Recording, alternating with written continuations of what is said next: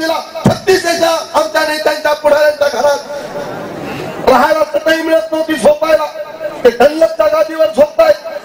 सगळं वातावरण बिघडलं. तुम्ही जर बघितलं इगतपुरीपासून चांड्यापासून भांड्यापर्यंत म्हटलं तरी चालेल. आज आमचा माणूस एक माणूस अरबोपती खरबोपती आहे. एकेकाच्या दारामध्ये लेक्सस मर्सिडीज मोठमोठ्या गाड्या, करोड 2-2 करोडच्या गाड्या आल्या. मोठमोठे अधिकारी झाले, IAS झाले, IPS झाले, IRS झाले, IFS झाले, पायलट झाले, डॉक्टर झाले, इंजिनियर झाले, सायंटिस्ट झाले, प्राध्यापक झाले, वकील झाले, अधिकारी झाले, कर्मचारी झाले. सर्व संपत्ती सुख आज आमच्या दारामध्ये, आमच्या पायाजवळ बाबासाहेबांच्या या आमच्या दैवताच्या आशीर्वादाने आमच्या दारामध्ये, आमच्या पायाजवळ लोळण घेत आहे. पण आमच्या इज्जतीची, आमच्या गुलामीची, आम्ही आमच्या रक्तातली गुलामी मात्र गेली नाही. आमच्या रक्तातली गुलामी मात्र गेली नाही. आज पूर्वी भाकर तुकड्यासाठी आम्ही फिरायचो, पाणी वाढ माय म्हणायचो, भाकर तुकडा वाढ माय म्हणायचो. आता काय म्हणतो आम्ही? तिकीट वाढ ग माय, तिकीट दे ग माय, तिकीट दे रे बापा. काय केलं? हे बदलायचं की नाही? अरे हा नाही तर नाही बोला. हे बदलायचं म्हटलं की हाच बोलत नाही. बदलायचं का? जोरात आवाज येऊ द्या. बदलायचं.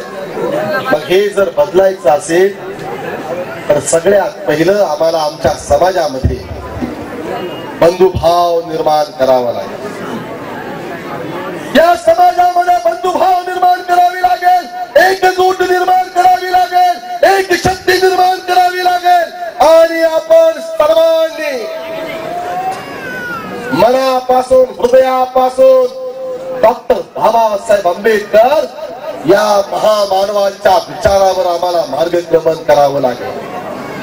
बंधूंनो, मी यासाठी तुम्हाला सांगतो, ही निवडणुकीची सभा नाही, मी निवडणुकीच्या प्रचारासाठी आलेलो नाही. पण 16 जानेवारी 1937 ला बाबासाहेबांनी जे भाषण केलं इगतपुरीमध्ये, ते भाषण छापलं गेलंय. तुम्ही वाचलं की नाही मला माहिती नाही, पण ते भाषण मी वाचल्यानंतर बघा, आमचा हा नेता, आमचा हा बाप 75 वर्षापूर्वी जे भाकीत करतो, 75 वर्षापूर्वी जे समाजाला मार्गदर्शन करतो, ते मार्गदर्शन तंतोतंत आज सुद्धा या समाजाला लागू पडतो.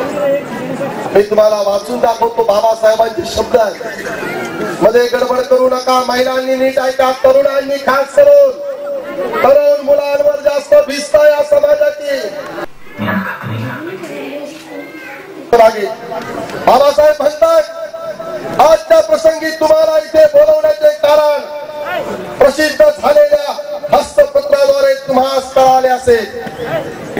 मुंबई कायदे मंडळाच्या आगामी निवडणुकीत आपण कुणाला मते देऊन निवडून आणायचे याचा विचार आपणास करावायचा आहे.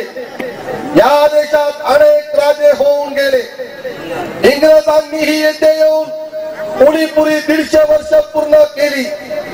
या 150 वर्षाच्या इंग्रजांच्या कारकिर्दीपैकी सुमारे 60 वर्षापासून ही काउन्सिल अंमलात आली आहे. या काउन्सिलद्वारे जनतेचे प्रतिनिधी आपल्या लोकांची गाऱ्हाणे सरकारकडे मांडित आहेत. परंतु 8 कोटी अस्पृश्य मानलेल्या वर्गातर्फे त्यांचे गाऱ्हाणे मांडणारा त्यांचा प्रतिनिधी असावा, ही गोष्ट जगाच्या इतिहासात आतापर्यंत घडलेली नाही. ती गोष्ट आपल्या प्रयत्नांनी झाली आहे. येत्या एप्रिल 1937 रोजी सुरू होणाऱ्या कायदे मंडळासाठी नाशिक जिल्ह्यातील लोकांस एक प्रतिनिधी पाठवण्याचा अधिकार मिळालेला आहे. आता जे काउन्सिल भरणार आहे त्यात आपल्या सुख दुःखाची बाज लावण्याची संधी प्राप्त झाली आहे. आतापर्यंतच्या शिरस्ता आपली गाराणी सरकारी अधिकाऱ्यांमार्फत मांडण्याचे असे होते, परंतु यापुढे मात्र आपले गाराणे कायदे मंडळाकडे करावे लागेल. आपल्या सर्व सुखदुःखांचा जेथे विचार होणार आहे अशा कायदे मंडळाच्या रिंगणात तुमच्यातर्फे जाणारा मनुष्य चांगला मजबूत असला पाहिजे. मनुष्य हा स्वतःसाठी जात नसून आपल्या समाजासाठी तो निवडून जाणार आहे. समाजहिताच्या दृष्टीने उद्भवणाऱ्या प्रश्नांचा साधक बाधक विचार करून कायदे मंडळात आपल्या वतीने लढणारा मनुष्य आपण निवडून द्यायला हवा आहे. कायदे मंडळ हे आपल्या बचावाचे साधन आहे. आपल्या जिल्ह्यातील म्हणजे नाशिक जिल्ह्यातील पश्चिम भागातर्फे एक प्रतिनिधी निवडून देण्याचा अधिकार तुम्हाला मिळाला आहे. या जागेसाठी श्री भाऊराव गायकवाड म्हणजे कर्मवीर दादासाहेब गायकवाड व रामचंद्र रोकडे असे दोन उमेदवार उभे आहेत. या दोघांनाही तुम्ही चांगल्या तऱ्हेने ओळखता, तेव्हा याबाबत मी शिफारस करण्याचे प्रयोजन नाही. बाबासाहेब म्हणतात या कायदे मंडळाद्वारे महान लोकांच्या वचनांचा विचार होणे जरुरी आहे. तुम्हाला जमिनी नसल्याने पडीत असलेल्या जमिनी तुम्हाला हव्या आहेत. आपला समाज शिक्षणात मागासलेला असल्याने आपल्या मुलाबाळांना योग्य असे शिक्षण मिळाले पाहिजे. गरिबी असल्यास सरकारी स्कॉलरशिप मिळाली पाहिजे. तुम्हास अस्पृश्य लेखल्यामुळे तुमची झालेली कुचंबना थांबवण्यासाठी अस्पृश्यता निवारणाविषयी कायदे होणे जरुरी आहे. म्हणून याबाबत तशी तरतूद झाली पाहिजे. अशा एक ना शेकडो गोष्टी या कायदे मंडळाद्वारे सगळून मिळवल्या पाहिजे. हे कार्य या दोन उमेदवारांपैकी कोण करील असे तुम्हाला वाटते? बाबासाहेबांनी विचारलं. कर्मवीर दादासाहेब गायकवाड आणि रोकडे हे दोन मागासवर्गीय उमेदवार उभे आहेत. या दोघांपैकी कोण चांगलं काम करल, तुमच्यासाठी लढे? त्यावेळी जनतेने सांगितलं हे काम गायकवाड करतील असे सभेतले लोक ओरडले. नेहमीच्या व्यवहारात पुढे बाबासाहेब म्हणतात नेहमीच्या व्यवहारात आपण असे पाहतो की जर एखाद्या इसमास घर बांधवायचे असल्यास सुताराची गरज लागते, तर तो सुतार काम जाणतो, त्याला तो पाचारण करतो. गवंडाच्या कामासाठी गवंड्यांना पाचारण करतो. तसंच कायदे मंडळात व्हायची कामे कोण चांगल्या प्रकारे करेल हे तुम्ही विचार करून ठरवणे अत्यंत जरुरीचे आहे. जेथे अंगाजांगाचा पाहता कामा नये, येथे अंगाजांगाचा पाहता कामा नये, सोयरा धायऱ्याचे नाते ओळखता कामा नये, अगर आपापसातील द्वेषाने प्रेरित होऊन सुडाच्या भावनेनं भागवता कामा नये. आपली गाराणी कायदे मंडळात मांडून जो ती निवारण करेल असे तुम्हास वाटते, त्यासच आपण आपले मत निवडून आणणे जरुरी आहे. जो मनुष्य कायदे मंडळासाठी लायक आहे अशाच माणसाला उमेदवाराला आपण निवडून द्या. मला असे कळले आहे की हे लक्षात घ्या, हे महत्वाचं. मला असे कळले आहे की काही विरोधकांनी आपल्याकडे मते मागण्यासाठी आले असता 2 मते गायकवाडांना द्या व 2 मते रोकड्यास द्या अशी विनंती करीत फिरत आहे. कारण दोन्ही उमेदवार जातीची लेकरं आहेत असेही हे प्रचारक सांगत फिरत असल्याचे समजते. याबाबत मला तुम्हाला स्पष्ट सांगावयाचे आहे की या जिल्ह्यातर्फे आपल्याला एकच उमेदवार निवडून द्यायचा असल्याने मतांची अशी विभागणी करून भागणार नाही. आणि जर तुम्हाला दिलेल्या एका जागेसाठी मिळालेले मते अशी निरर्थक वाटू लागतात तर त्यात तुमचा आत्मघात आहे, मोठे असे नुकसान आहे, हे विसरून चालणार नाही. तसेच तुमच्या या मतांकरिता लोक तुम्हास पैशाची लालूच दाखवतील. कामापुरता बाबा या न्यायाने गोड थापा मारतील, परंतु तुम्ही कोणाच्याही मोहास बळी पडू नये. मताचा मिळालेला हे तुमचे मुक्तीचे साधन आहे. मुक्तीचे साधन जर तुम्ही पैशावारी विकाल तर मग तुमच्यासारखे आत्मघाती समाजद्रोही व मूर्ख तुम्हीच आहात. यासाठी बंधूंनो आणि भगिनींनो, कोणत्याही स्थितीत तुम्हास मिळालेला हा अधिकार पैशावारी विकू नका, अशी मी नम्र सूचना करतो. कोण म्हणतोय? बाबासाहेब आंबेडकर. मी काल इथे आल्यानंतर श्री रोकडे हे फार श्रीमंत आहेत म्हणून त्यांना मते द्यावी असे काही लोक म्हणतात असं मी ऐकले. याबाबत मी तुम्हाला स्पष्ट सांगतो की बाबांनो, कायदे मंडळ ही काही श्रीमंतांची प्रदर्शने मांडण्याची ठिकाणे नाही. तेथे गरीब अगर श्रीमंत हा भेदभाव नसून ज्याची तलवार खंबीर तो हंबीर या न्यायाने कायदे मंडळात आपल्या पक्षाच्या वतीने भांडणारा रस्त्यावर भिकारी हा श्रीमंतीतारी ऐशारामात लोणाऱ्या नादा नैदी व मुख्य श्रीमंतापेक्षाही अनेक पटीने श्रेष्ठ आहे.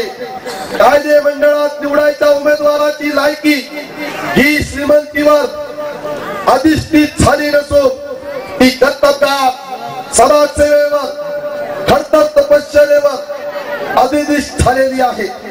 नुसत्या श्रीमंतीवर भुलण्याचे काही कारण नाही. कारण संभाजी रोकडे यांच्या निधनानंतर त्यांच्या संपत्तीचा वारसा त्यांच्या मुलाकडे गेलेला असेल.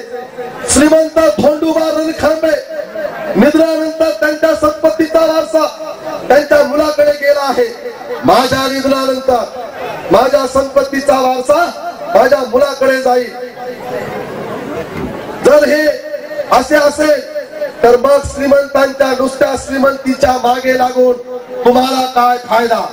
कित्येक लोक असे म्हणतात की कायदे मंडळात अत्यंत हुशार कर्तबगार लोकांची जरुरी आहे. असे नाही.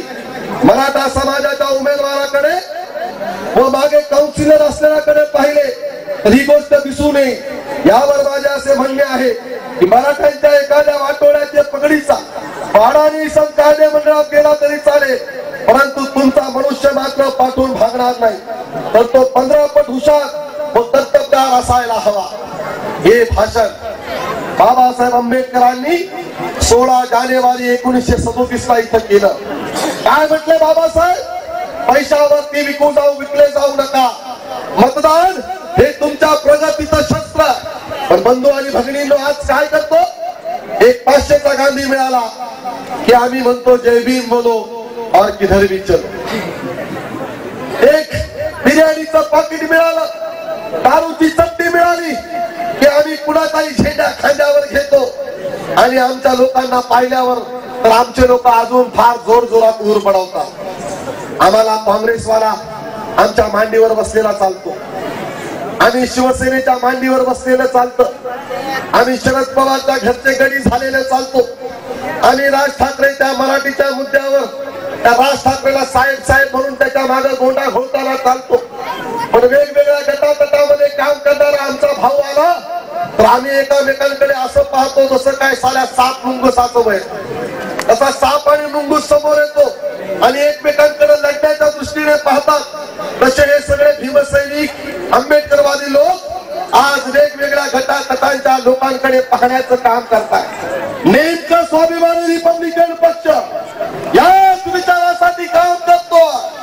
जो विचार बाबासाहेबांनी या देशात दिला, जो विचार शिवराय फुले शाहू आंबेडकरांनी या राज्यात मांडला, या राज्यामध्ये समता, स्वतंत्रता, बंधुत्व आणि न्याय यावर आधारित समाज व्यवस्था झाली पाहिजे. या देशातल्या असणाऱ्या सर्व स्तरावरील शोषित, पीडित, दलित, बहुजन, महिला, कष्टकरी, कामगार, शेतकरी, शेतमजूर या सर्वांना समानतेचा न्याय मिळाला पाहिजे. या देशातला तेली असेल, माळी असेल, कोळी असेल, कुणबी असेल, लोहार असेल, आदिवासी असेल, भिल्ल असेल, महार असेल, मांग असेल, चर्मकार असेल, ख्रिश्चन असेल, मुसलमान असेल, या देशातल्या बहुजन दलित समाजाचा माणसा माणसाला त्याचा मूलभूत अधिकार मिळाला पाहिजे, त्याला या देशामध्ये सन्मानाने जगता आलं पाहिजे. या विचारासाठी बाबासाहेबांनी तुम्हाला आणि मला चळवळ दिली. पण आता आमची चळवळ फक्त पोट भरणाऱ्यांची चळवळ झाली. काही लोक म्हणतात बाबासाहेबांनी सांगितलं सत्ताधारी जमात व्हा. निश्चितपणे बाबासाहेबांनी सांगितलं मोक्याच्या जागा पत्करा, मंत्री व्हा, अधिकारी व्हा, आमदार व्हा, खासदार व्हा, नगरसेवक व्हा, ग्रामपंचायत मेंबर व्हा, जिल्हा परिषद मेंबर व्हा. निश्चितपणे बाबासाहेबांनी सांगितलं, पण कसं? स्वाभिमानाने. आमच्या बापाने आम्हाला सर्व व्हायला लावलं, परंतु इज्जतीने आणि स्वाभिमानाने. आज एका खासदारकीसाठी आमचा नेता इकडं तिकडं भीक मागताना आम्ही पाहतो.